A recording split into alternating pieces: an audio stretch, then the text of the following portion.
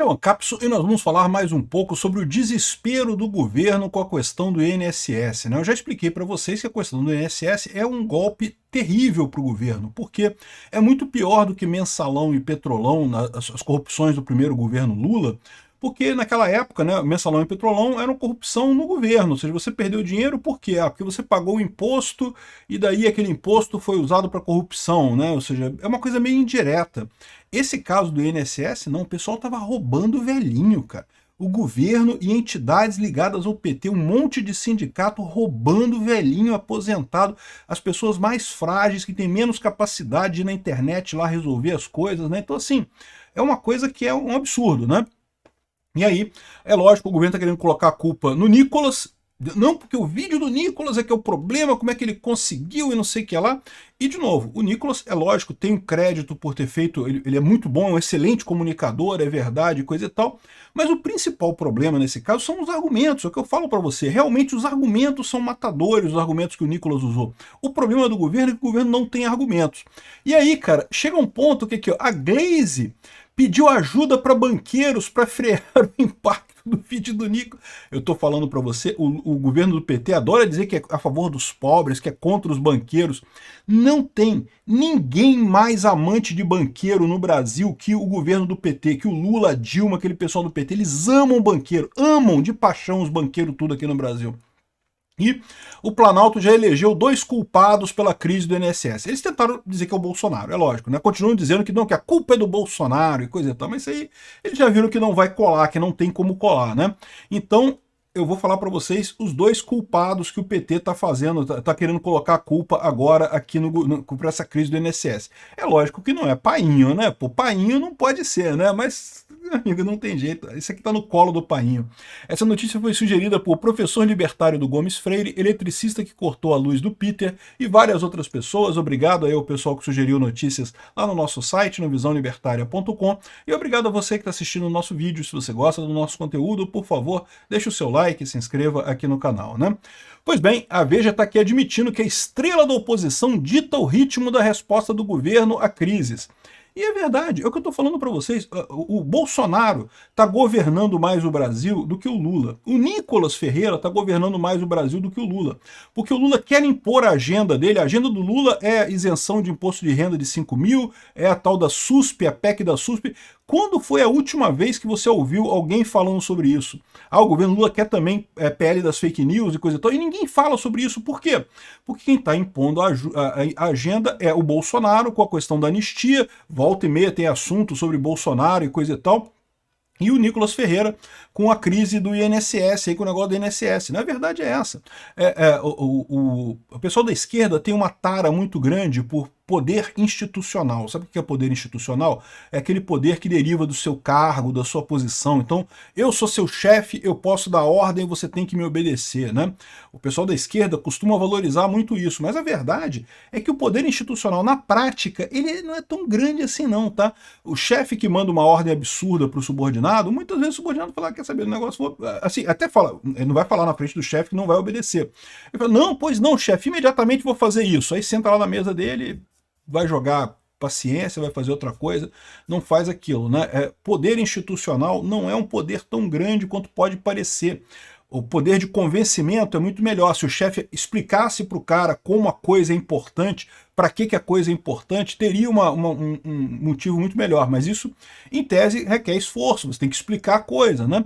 E a esquerda tem essa tara que o poder institucional equivale, né? Se eu tenho cargo, se eu tenho o tag ali, eu que mando e não tem mais, acabou e pronto, acabou, né? E não é bem assim que funcionam as coisas. O STF tem o mesmo problema, o STF de esquerda, o pessoal fica achando que não, por eles mandarem, não interessa se eles estão deturpando a Constituição e coisa e tal, eles estão mandando e estão pronto, acabou, não tem que questionar nada, né? Só que na prática não funciona assim, na prática as coisas funcionam mais lentamente se você não convence, se você não usa o poder de convencimento, né? Poder é um negócio meio complicado. Eu fiz um vídeo lá no Capsule Clássico explicando os vários tipos de poder, como é que isso interage, coisa e tal. O pessoal da esquerda, o Lula está se ressentindo porque não tem poder. ele não consegue impor a agenda que ele quer impor ao Brasil. Ele está ultimamente pensando em sublocar o governo para o Alcolumbre, né? A gente vai falar sobre isso num outro vídeo, tá? Entregar todo o governo para o Alcolumbre, porque o Lula não consegue governar mais, né? E uma solução como fez o Alberto Fernandes com o Massa, né, lá na Argentina, com o Sérgio Massa. O Alberto Fernandes, em determinado momento na Argentina, viu que não conseguia mais governar, entregou o governo inteiro para o Carlos Massa. Na teoria, ele continuava presidente, mas a partir daí, todas as decisões eram tomadas pelo Carlos Massa, Sérgio Massa, lá da Argentina, né? E que foi inclusive o candidato, né? O Alberto Fernandes poderia ter tentado a reeleição, nem tentou a reeleição, não queria mais esse negócio. O Carlos Massa tentou e perdeu para o Milei lá na Argentina, né? Então, o que está acontecendo é isso. O governo Lula está terceirizando para o Alcolumbre, mas eu vou falar sobre isso em outro vídeo. O fato é, quem está mandando no país é o Nicolas e é o Bolsonaro, eles que estão fazendo toda a coisa. Aqui, ó, falta na esquerda alguém que possa duelar com o Nicolas. E o que eles estão falando aqui? O que eu já falei no outro vídeo. O vídeo do Nicolas bateu 100 milhões de visualizações no instante. Está com 136 milhões de visualizações agora, né? Eles estão falando aqui que falta alguém que possa duelar com o Nicolas. E, de novo, esse pessoal continua insistindo na coisa errada. O Nicolas tem uma boa comunicação, a comunicação dele é muito melhor do que a do PT, é verdade, é sim. Mas o Nicolas principalmente tem os argumentos corretos. O problema do PT são os argumentos que estão errados, né? E aí começa a bater um desespero aqui, ó. Glaze pediu ajuda para os banqueiros para frear o impacto do Nicolas. Eles estão querendo que os banqueiros esclareçam aquele problema dos 90 bilhões de reais. Por quê? Lembra que a Polícia Federal desbaratou uma quadrilha de entidades que envolvia vários sindicatos e coisa e tal, que estava descontando indevidamente a previdência de aposentados, né? Então esse foi o primeiro passo. Aí o pessoal levantou que também o empréstimo consignado também tem problemas, né? Que tem muita gente reclamando que não pediu empréstimo consignado e apareceu desconto lá na aposentadoria dele, ou que até pediu o empréstimo, quando acabou o empréstimo foi renovado, fizeram outro empréstimo, fizeram outra coisa, sem o consentimento da pessoa, né? E esses empréstimos, por mais que você diga assim, mas a pessoa recebeu o dinheiro, ela recebeu um dinheiro adiantado e depois está pagando, mas só que os juros são abusivos, então você acaba realmente tendo um mau negócio, né? A questão é que o valor dos empréstimos consignados chega a 90 bilhões. Só que isso é o valor total. Alguns desses empréstimos foram realmente empréstimos consignados, tirados pelo, né, que a pessoa realmente pediu. Então esse não está errado. Se a pessoa quis tirar o empréstimo consignado mesmo, não tem nada de errado, né? Aqui, ó. A Febraban diz que não houve nenhum pedido nesse sentido por parte da Glaze. Então a Febraban recusa, diz que, mas é lógico que eles vão falar isso, né? Porque senão fica muito patente esse caso, né? Aqui, ó, o vídeo do Nicolas ultrapassou 100 milhões de visualizações e não sei o que lá. Durante a reunião da Febraban, na quinta-feira, dia 8/5, a Glaze solicitou os bancos divulgarem os números corretos sobre os valores de empréstimos consignados.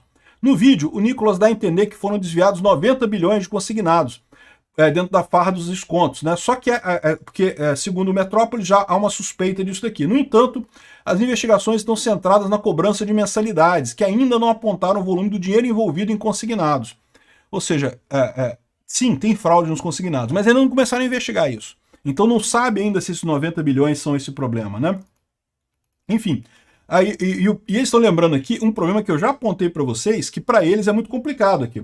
O caso dos empréstimos consignados é especialmente sensível para o governo, porque crédito fácil e barato é uma bandeira da gestão petista.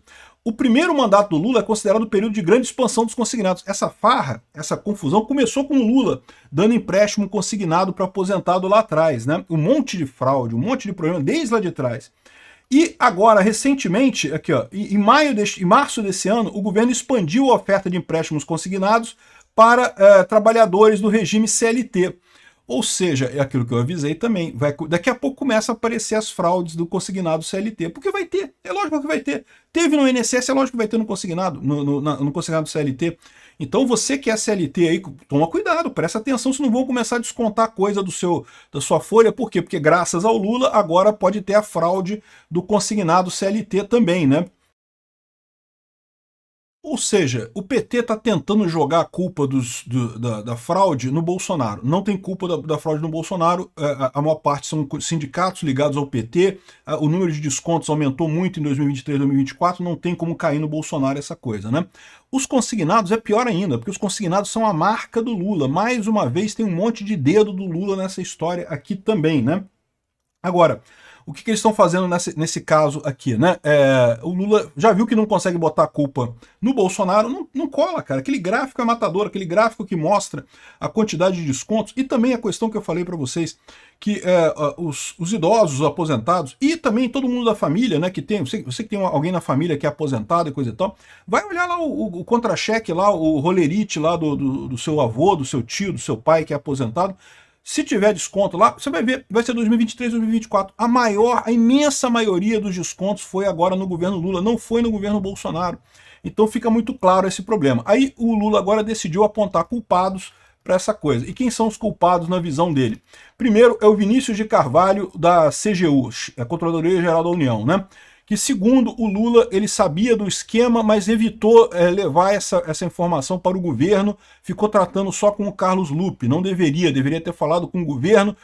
Por que deveria ter falado com o governo? Não tem lógica nenhuma. O Lula está a favor disso daqui. O PT sempre foi quem adora esses descontos de aposentado, sempre teve isso.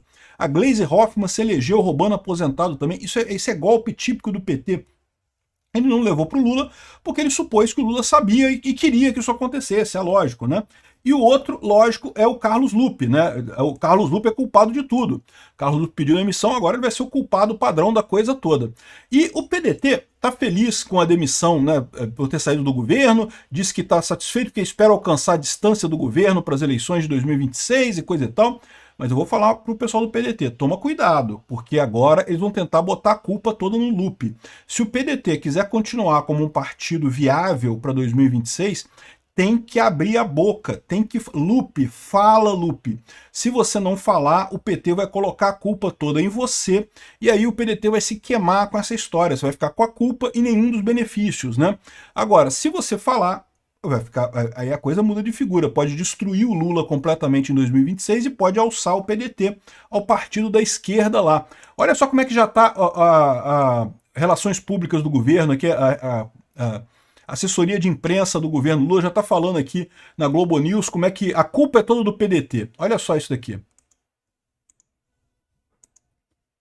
O PDT precisa pedir perdão à nação brasileira, é isso que ele tem que fazer. O PDT tem que vir a público pedir desculpas.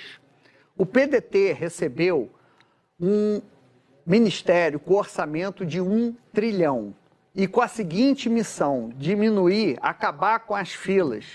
O PDT, já que o PDT está dizendo que ele é o ministério, o PDT criou outra fila, a fila de aposentados e pensionistas roubados. O PDT centralizou a administração do INSS na figura do ministro da Previdência, porque toda e qualquer nomeação tinha que passar pelo aval do ministro da Previdência, ou seja, o Lupe, o PDT, comandou o Ministério da Previdência com mão de ferro. Entendeu? Nem vou tocar o resto do vídeo aqui. O resto do vídeo segue nesse coisa. A culpa é do PDT, porque o PDT fez isso, o PDT... Meu amigo, a culpa é do Lula. Foi o irmão do Lula que foi pedir para o PDT para afrouxar lá os controles no desconto de INSS. A culpa é do Lula. Mas eles vão tentar jogar para o PDT. Eles já viram que não conseguem jogar para o Bolsonaro. Então, ainda continuam repetindo que a culpa é do Bolsonaro e coisa e tal, mas já viram que não vai colar isso. Estão tentando jogar agora a culpa para o PDT. Eu, se fosse o pessoal do PDT, Lupe, abre o bico, Lupe, fala o que você sabe para resolver esse problema.